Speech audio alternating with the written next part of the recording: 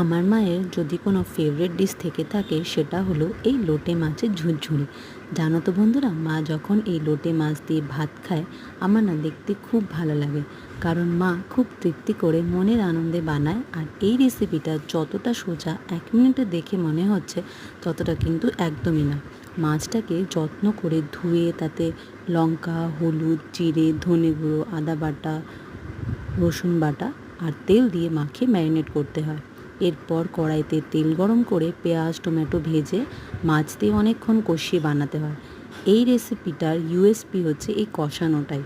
আমি তো বাবাকে বলেছি যখনই মায়ের মন খারাপ হয় তখনই লোটে মাছ নিয়ে এসো, আর মা খুব মনের আনন্দে রান্না করবে আর খাবে।